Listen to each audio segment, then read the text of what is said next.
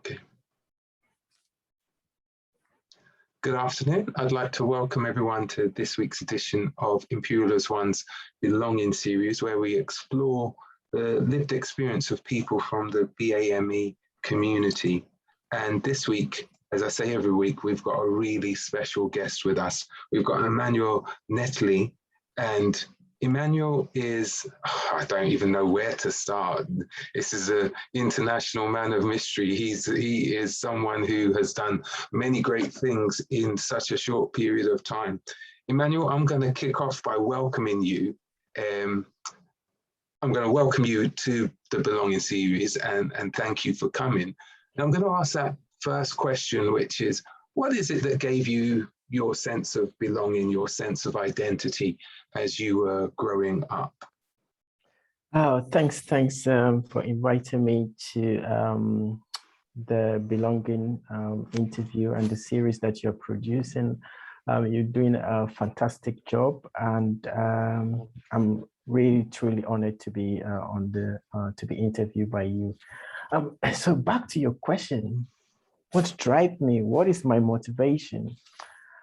I get what resonates with me most in life is what I call the collective responsibility of the human race.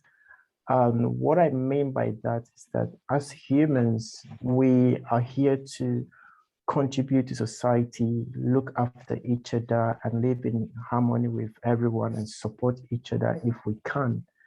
And this collective responsibility has been the main driving force behind my achievement in life, because anything that I do is centered around helping other people, inspiring other people. And this inspiration in return is my energy that I get to embark on all these adventures that and all the journeys that I have seen myself going through in the last few years. I love that idea about that collective responsibility, that we're here to help each other on our journey through life. Okay, what I was going to ask, or the question I was going to ask you in addition to that would be, so it's one thing having this idea of the collective responsibility, but where did that idea about the collective responsibility come from? Was it, yeah, where did that come from? Yeah, it's an interesting question. I think as I got older, things became a little bit clearer to me. Mm-hmm. And it came from being born in a poverty environment that no one cares about you. You mm-hmm. do not have many friends, because in Africa, they see people who are born in poverty areas and people who struggle to eat and people who parents cannot afford to send them to school as a useless people in society. And this thing hurt me so much at the age of 9 that I said to myself, one day when I'm successful, I would never look down on anyone. I would try to bring people with me on my journey, and I would try to encourage people to be better than yesterday, because if I can do it, then everyone else can do it. It's more about us finding our inner energy and our inner purpose in life, because our goals inform our purpose in life. So it doesn't matter whether you are a doctor, you are a researcher, that goal should inform your purpose. So it means that your research output should be influencing society, should be imparting on others, should be changing the environment that you are in. So you become the sole source of energy for other people to feed on. And this is what I identify when I was 9 years old. I decided I would be the sole source of energy for others and mm-hmm. to guide others to find their inner strength and their path. Listen, that's some insight for a 9-year-old, right? That is some serious insight as a 9-year-old to assess the situation. And so you're born in poverty or into an area where if you didn't have wealth, you didn't have that acceptance. There wasn't an expectation that you would achieve anything. But yet at 9 years old, you decided, I'm going to be the source to change things. Is that right? Yeah. Yeah. So what was it that happened at 9 years old? What other things came into your life at that time which enabled you to say, this is where I'm going? Yeah. So at the age of 9 years old, that was the time that Ghana started developing. And normally I don't have slippers to wear. So I walk to the airport, which is not far because we live in a wooden structure next to the airport, about 40 minutes. And I walked at the age of 9 and always see the plane landing and taking off. And I see the wealthy people coming in and their family welcoming them, and the security guards do chase me and tell me to go away to go and have a shower because I'm dirty. But what I was doing at that time, I was trying to prepare my mind on a journey and a vision that I'm developing for myself to be able to explore the world and to be able to help others so that they would not be in the situation that I am in, or to have this experience.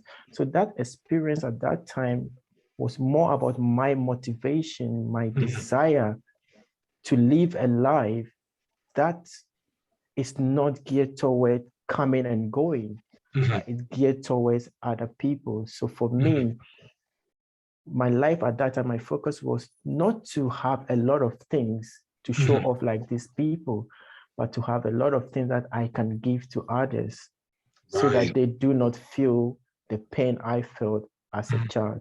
And that really resonated with me as a child, and it made me understand what I don't want to be and who I do not want to associate my life with. Like that is how my life turned around. And through that, I began to take up sports at the age of 9. And I saw quickly that due to the situation my family is in, I have no future in education and I have no future in anywhere. But if I can excel in sports, it will be my way out and to be a way to help my family to become better. So you just mentioned there that your family, if you're kind of like reliant and dependent on your family, that education, because of poverty, education wasn't then going to be an option. Is that right? Yeah. And so doors were closed because of poverty. Yeah. Right. And then you saw a way out by undertaking sports. So what sports was it that you got involved with that you said, I'm going to excel? So I was one time walking around the prison training school where they train the bad boys, kids to become, just to reintegrate them into society. Right. And I saw the prison officers' children doing judo. So I decided, oh, that was quite interesting. And I tried to join them, but I didn't have normal clothes to wear. And I was working on the street. I was very dirty. So I got turned away 5 times, but I never gave up.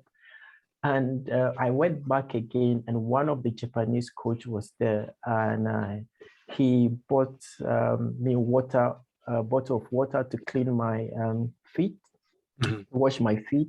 And then he brought me on the mat to practice with the kids. And I had a very good coordination and movement at that time. So he decided to train me to do judo. And that's how I got into the sport.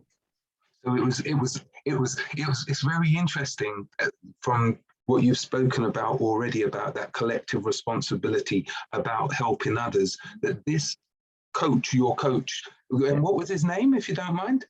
Koichi Kinohara. Koichi Kinohara, right? Yeah. So this coach, Coach Koichi Kinohara, he actually extended that same kind of like principle to you because he saw and he extended that to you. And so how long did he train you for, and what was the fruits of that training? So Koinchi, my time with Koinchi changed the dynamics of my life. And the second week when I went to training, I haven't eaten and I was so disorientated because there has not been food in the house.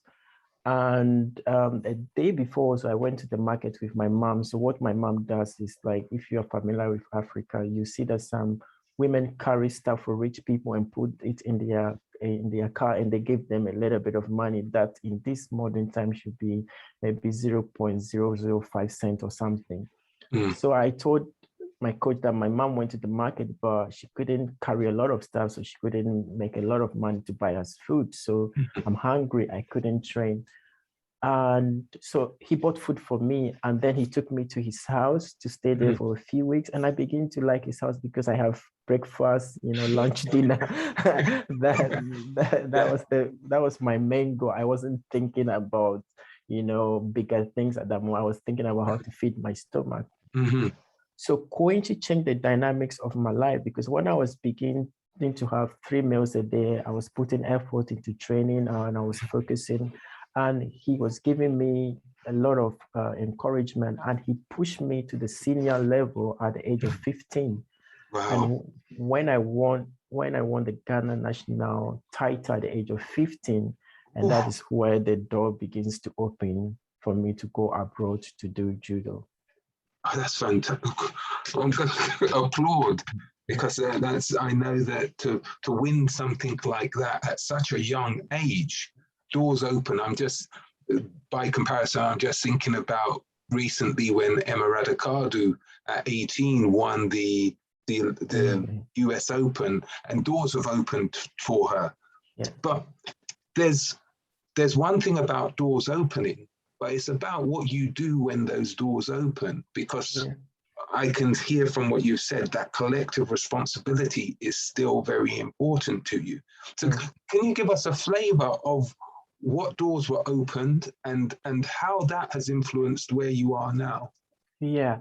So when the doors was open, I was nominated to go to Nigeria, Lagos, to compete for Ghana in an international tournament there. And at the age of 15, it was so hard, but I was also excited because it was the first time to take a flight, So I was very happy with that. But then before we about to fly, the coach Koinchi came and said he cannot fly with us because the money that was given for the tournament is only for the athlete, not for the coach. So I went to Lagos with one of the judoka on our own to compete. Lagos was very good, and the tournament gave me more experience, and it also allowed me to present myself on the African circuit as a judo player, as a young judo. So they call me the Wonder Kid because I'm a very explosive athlete. But when I was given the allowance after the tournament, all what I was thinking about is not to buy clothes for myself. It's to come home, give the money to my mom to buy food for all of us, because there's 8 of us in our family. And it was exactly what I did when I was dropped off from the airport. I gave the money to my mom to buy food for everyone else, so that we can all eat. And looking back, I would say that unconsciously I was developing this habit of helping and looking after other people, but it was second nature to me that I wasn't aware. It's easy for me to give it out because I feel it was the right thing to do because someone else needed. So that is how it all started, looking after others. So it's just amazing. So the doors are opening for you, but it's not just you that you're opening the doors for. That was a portal for you to bring others through with you. Yeah. So your family, you made sure that they were catered for. And if we could just go on, because I know that you represented Ghana in judo for the Olympics. Is that right? Yeah. What was that experience like? You're the first Olympian that I've interviewed, so. Yeah, it was my Olympics dream became apparent. I think first of all in 2005, 2008, I kind of lost that sense of collective responsibility in to be a little bit more individual. And I think in life, and I do believe in life, nature always teach human beings the best way to live, but we never observe it, and we are so focused on the materialism stuff, and we forget really who we are and our purpose. We forget the next person beside us need a hand or a shoulder to cry on. We forget this, and I think I did learn that lesson the hard way, because all I did was I wanted to go to the games, and in 2008, and I failed to qualify. I was so angry. I wanted to quit the sport because I just feel life is unfair. Then, lucky, Bath University appointed new coach from France to help the team. And he called me and said, sports is not just about you. It's about everyone else. It's about the people who supported you to get to where you are. It's about the inspiration you give to others. I'm going to pay for you to go to Montpellier for 1 week to stay there. You come back and you make a decision whether you help people, inspire them, or you call your career off. And I went to Montpellier, and then everything became clear to me that my life journey is not just about me, it's about everyone else. So I decided to give it one push to go to the Olympics Games in London. And at that moment also, I make a decision to compete for Ghana. Even though I've already naturalized, I decided I will compete for Ghana to inspire the next generation, so that there will be a path for others to follow in future, so that the International Judo Federation will understand that if you support poor children on the street, they can also be the next money. And that is how it started. And with that vision, dream alone, I made it to the Olympics Games in London. And the experience is magnificent. And it's only the only time in the world that you have over 200 countries and people in the same village sharing and enjoying the spirit of true sportsmanship and respect and belonging was very important. And for me, throughout my life, this is the most amazing thing that has ever happened to me, to be in the games. And looking how just my representation has opened the door of Ghanaian judokas, for me, is the joy I get. I look back and I say that, oh, the kids wanted to do well because they now believe we can do it. It doesn't matter if we do not have food, or it doesn't matter if we do not have the judogi, we can also do it. Tell me something. I'm just kind of like dressing back slightly. You came across to the UK and went to Bath University. Okay. How was that transition? But before we investigate that, your mum and your parents, your siblings, how did they feel when they saw Manny, right, at the Olympics? What was the sensation for them? It was amazing. One of my sister that I lost last year, I'm very close to her. Yeah. She always say that you are my superhero, and and I think it's because the nature and the manner which my life unfolds is beyond imagination. It's people doubt you, or people think you cannot achieve something, but somehow things get turned around, and for them to see me in the Olympics Games is like, who is this brother? He is so different and define all the barriers in society. And that alone, I think for me, put big smiles on my face when I look back. And Mm. yeah, you're right. I came to the UK, honestly, not for judo from the beginning. I came to the UK to join the British Army because they recruit me, and joining the British Army, they decided to put me into Bath University to do sports because they think it's the perfect environment, the perfect settings to grow. And that is how I end up in Bath University to train full time, to grow, to develop, and then move on.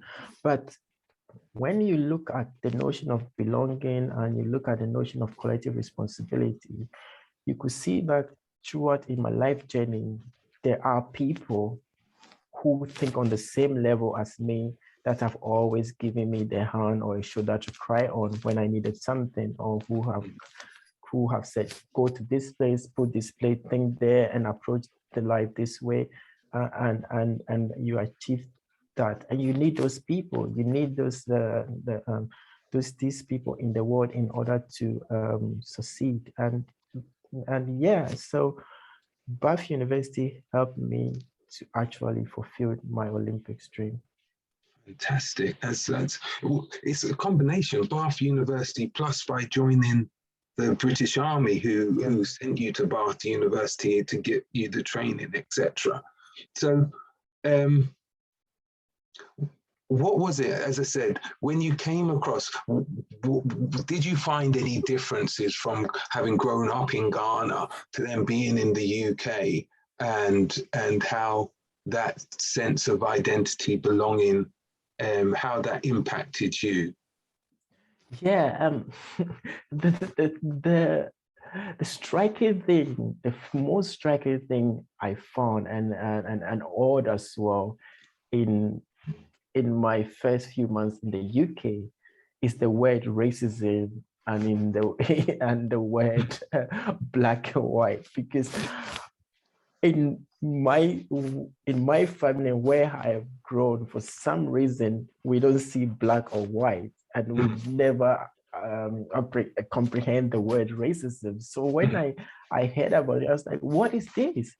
And they said, oh, discrimination. And I said, really? Does people live like this? I just think everyone is just friendly and everyone is but that put things into context for me, but it also allowed me to reinforce my view of treating everyone equal and also respect everyone and try to live in harmony with everyone else without any prejudice view. Of course, I have come across the notion of racism, but I didn't allow it to affect me, and I didn't allow it to change me. I built my sense of belonging by trying to harmonize my life and respect people and treat everyone else equal. And through this, I gained my sense of belonging, and I try to be who I am based on the way I feel and the way I like to treat others. And I also like to respect others for who they are. And even though they may have different views from me, for me, that is okay. Yeah. I'm not going to engage in heated conversation with you. There's different roads in this world, but all of them lead into the same path. So you can take that road and I'll take the opposite road. I do not need to sit and have a coffee with you. And when I do this, I kind of build my own network and my own sense of belonging, which is driven more by my inner intuition rather than the external world. Because if I should have drawn on the external world, it would have damaged me because it is completely opposite to what I perceive as human beings should behave towards each other when I first arrived in the UK. Yes, yes. So we've been on a bit of a journey already, and the journey's only just begun, because even though you went to the Olympics and you were at Bath University, you've studied, and now I believe you're a lecturer at the Open University, looking at international law and human rights. How did you? I can see where the transition got to, but how did you go from your sporting achievements into the academic pursuits? Plus, you were in the army as well, so you've weaved many roads. Yeah, I think it has always been my dream to study and go to university, but that dream wasn't achievable when I was in Ghana. It was impossible, you know, and but that dream also died when I joined the army, because I wanted to just be a soldier, and someone changed my perception by taking me to sports training environment to see the way people are doing sports, right? And then that same commanding officer took me on exercise in winter to experience what real soldier means. And in the end, I have to make a decision. Do I want to stay in a warm room, train, have my own time for myself, or do I want to be on Salisbury playing for someone to be shouting at me, haven't had a shower for 5 days? You decide yourself. And that is what he exposed me to. And in the end, I make a decision that I prefer to stay in. I told him, sorry, sir, Black people don't do the code. So,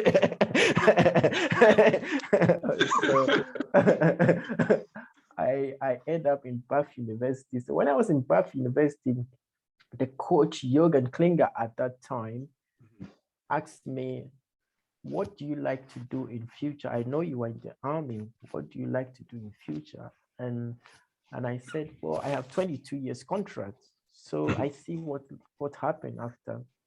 And he said, that is a limited view. Yeah. You cannot live your life in a limited perimeter. You have to give yourself an opportunity to grow and to develop. So I took that on a board, and that has been bothering me for like nearly 14 months. One day I got up and I said, I want to go to university, but I have no A levels. I have no British education experience. So I spoke with a few people, and they said that it would be difficult for me to go to university because, you know, you don't have this, you are not used to the writing style, blah, blah, blah. But the thing about me is that if you tell me I'm not good at something, it's rather my motivation. Yeah. Just don't do it, because even at this level, if you tell me I'm not good at something, it's my motivation. I'll just prove you wrong. So better to encourage me than to discourage me. Because when you encourage me, I get tired and I'll be like, oh, okay, this is very hard. But so when they say that, I decided, okay, I'm gonna go to college to do business management and get my HNC. So I went to college, got my HNC, and then went to do my foundation degree, and then go up to do my BA. When I got my BA, I met one good professor, and we chat a lot, and all the time we have a coffee, and he advised me to maybe do PhD, because he said, in our world, your ideas, you can only put it in paper.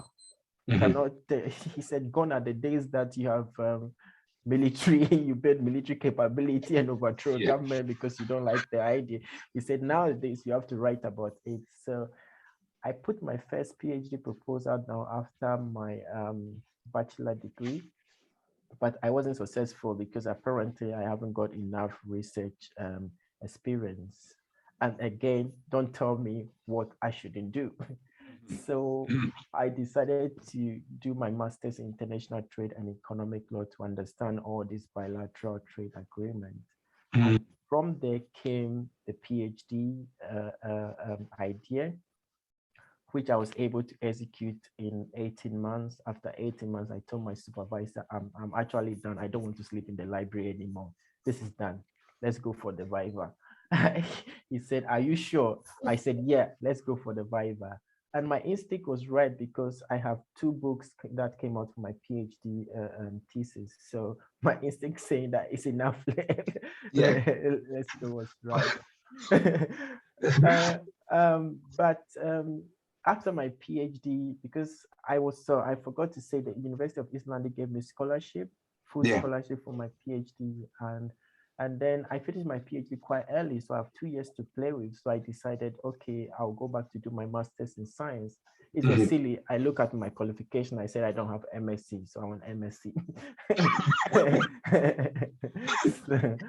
so because I went and got my MSc and then end up in the research and the academic world. You know what? Your story is just amazing.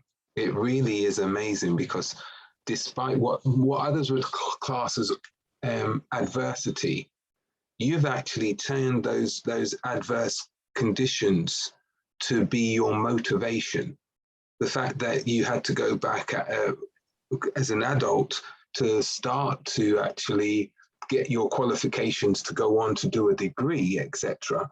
Many people would have just said, my lot is this, and not tried as hard as you've tried. And then you say it was such almost second nature that, you know, I completed my PhD in 18 months. I know people who's taken them like 4, 5, 10 years to complete their PhDs, right? But that drive and vision which you have, well, how I'm going to ask this question before I open it up to the audience to see if they have any questions. How has that drive and vision, where do you see you taking that drive and vision in the current work which you're doing with the things which you're trying to establish in your field of interest? I think I have learned to understand that there are so many different paths in life. So I seek not to pass a judgment on other people, but I seek to share new ways of doing things and find a better way to explain the situation that humanity are faced with. Because I've learned to believe that the human race they create their own reality and they mistakenly play it as a movie for themselves, and then they forget that they are the root cause of their own problem.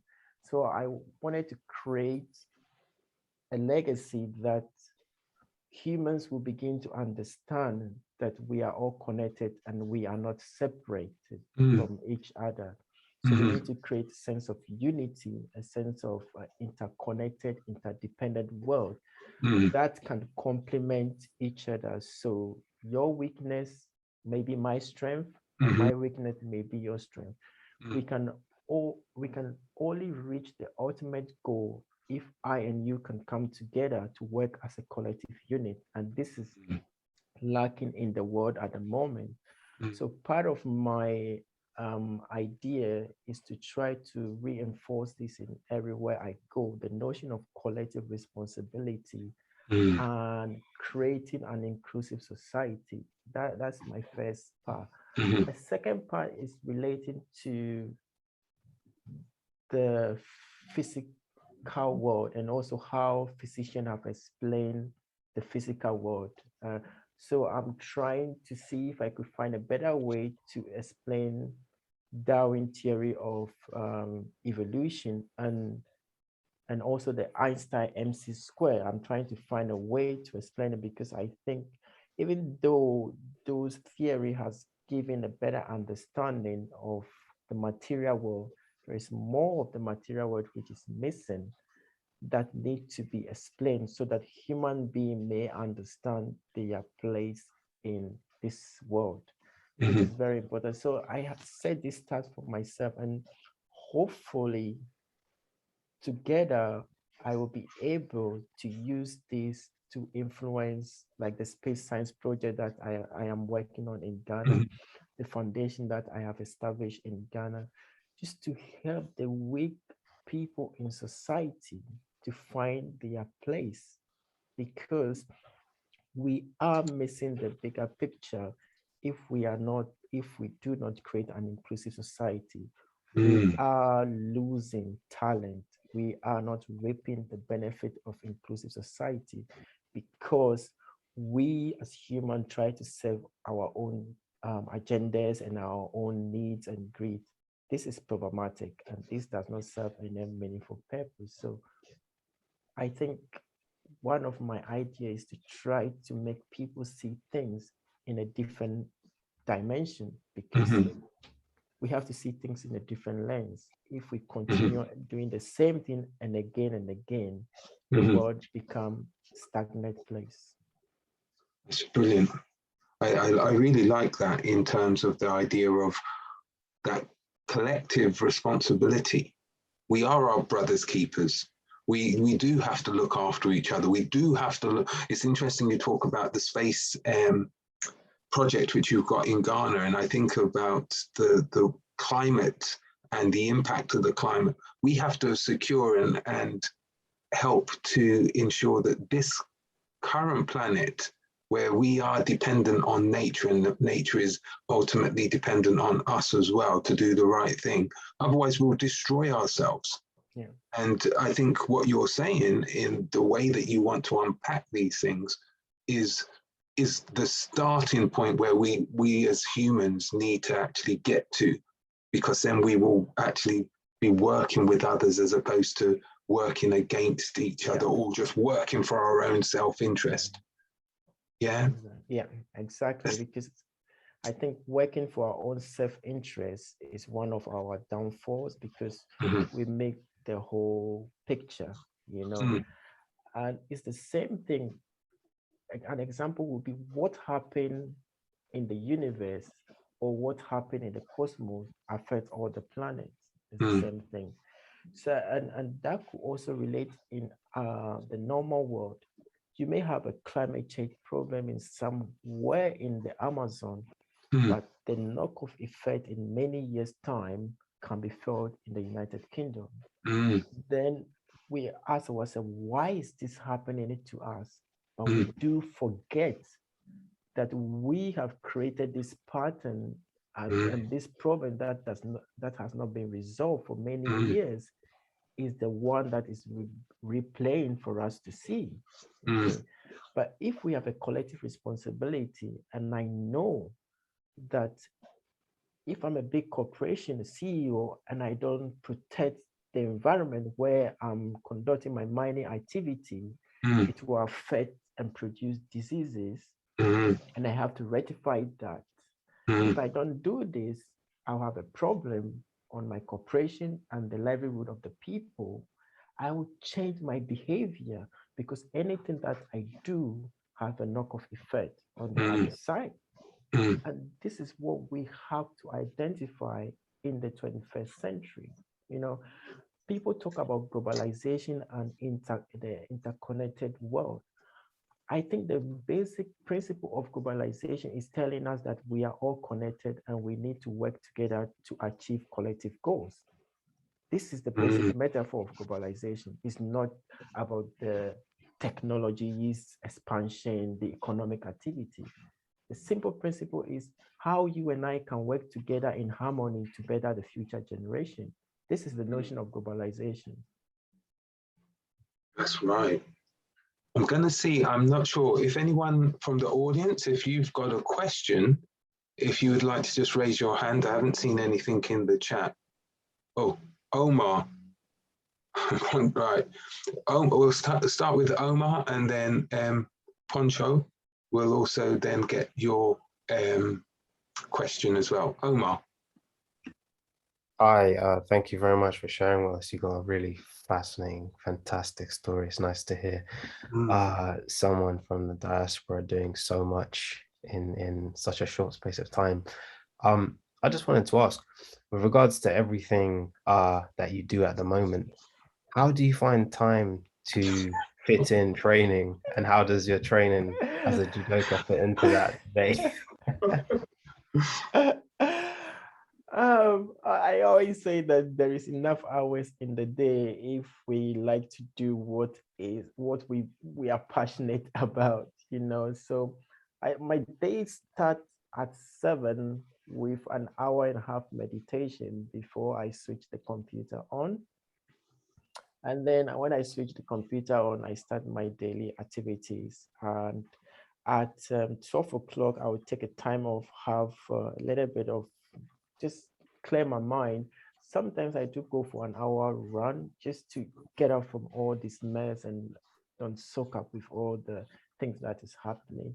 Then I'll work all the way to 6 p.m. Then I'll go for training.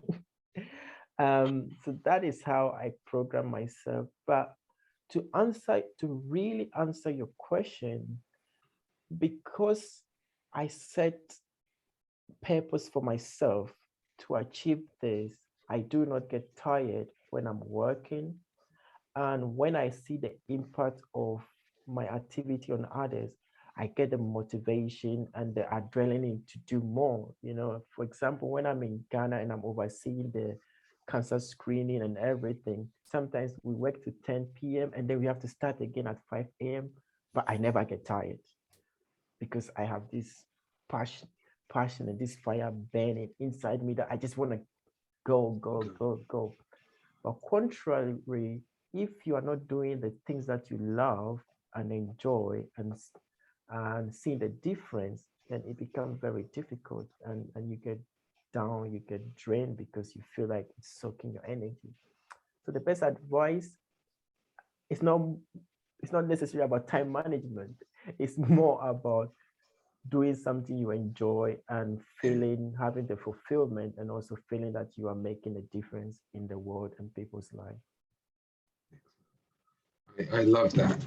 Find something you're passionate about, because then when times get hard, you're passionate about it, so it doesn't become a burden. That's a saying which I always love. We've also got Poncho. If you would like to ask your question. Hello, can you hear me? Yeah, we can hear you. Yes, actually, first let me ask Omar, where did you get the brown hand, Omar? That's what I'm looking for. I just have a blue box. Thank you so much. My question relates to also someone who is from the African continent. Who is actually to blame for the fact that an individual such as yourself, who has incredible knowledge and so much to give, is not in Ghana?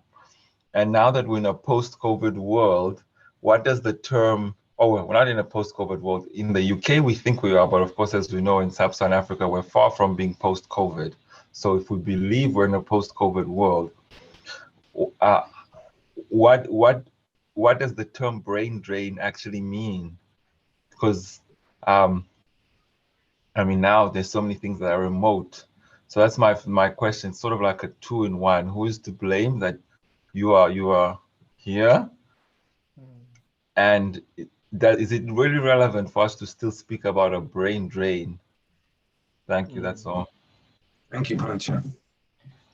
Yeah, interesting question. I think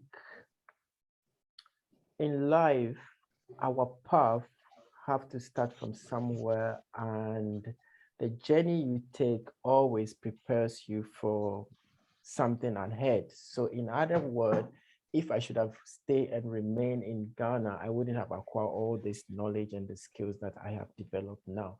So I need to be somewhere else to develop all these skills in order to pass it to wherever I'm meant to be at that particular time.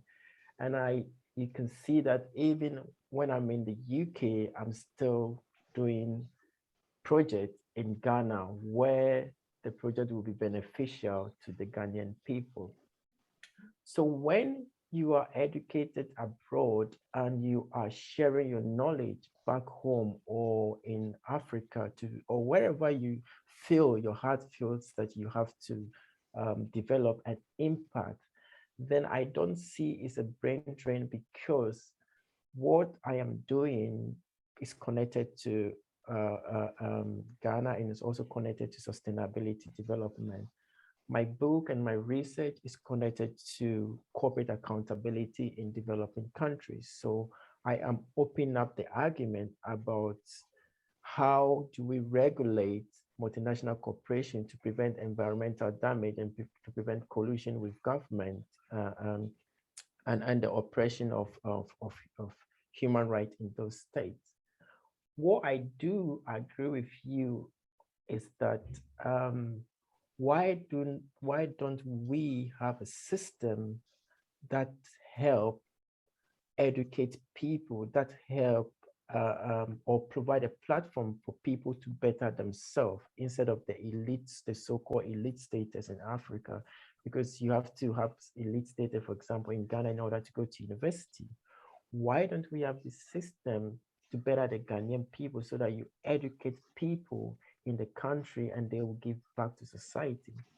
This fall back to our leaders, the thinking and the mindset of the leaders. And I believe most of the African leaders lack the notion of collective responsibility.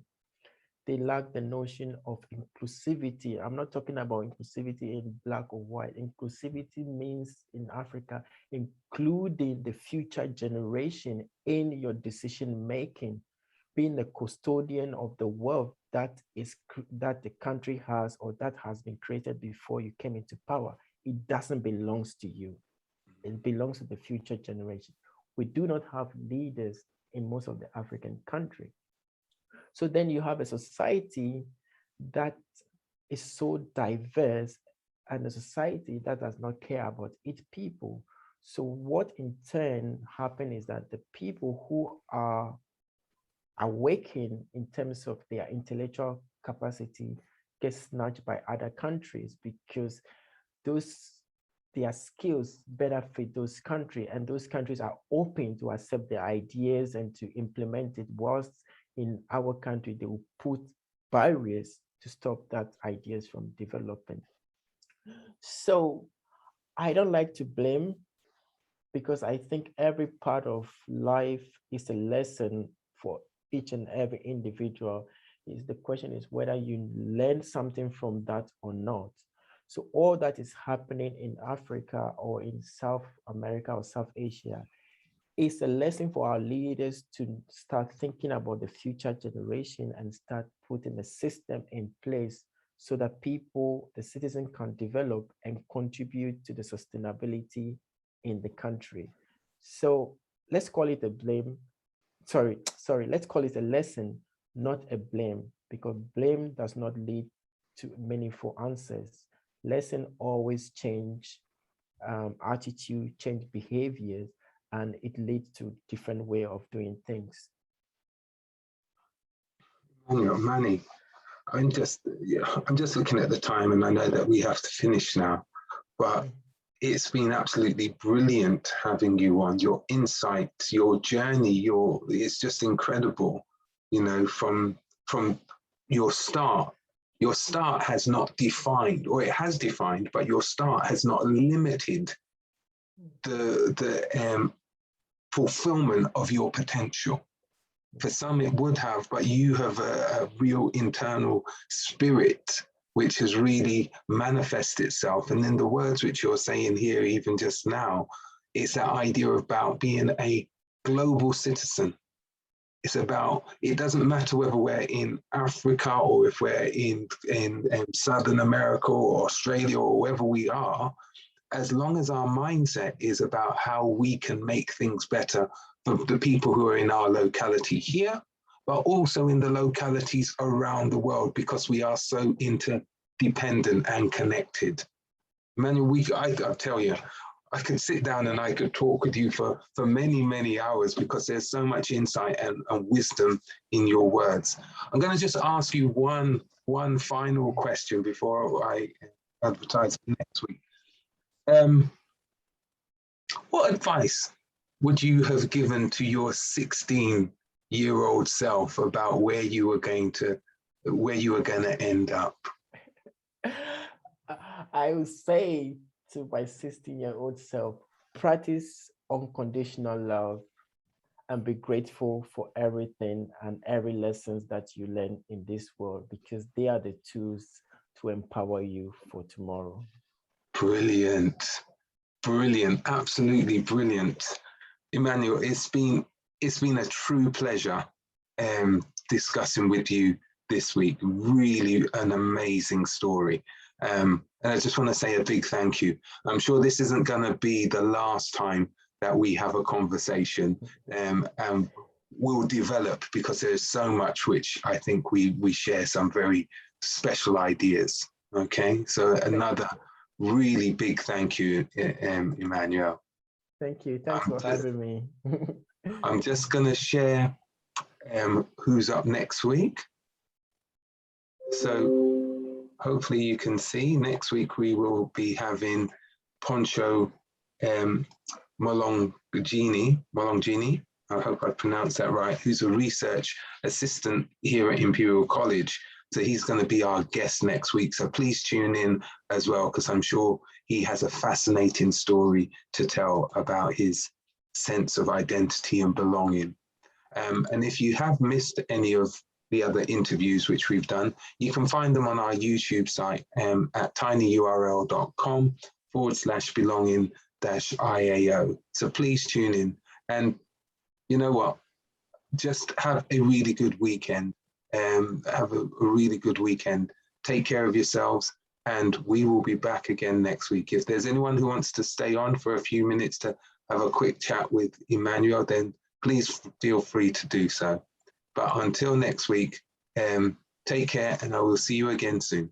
Bye-bye.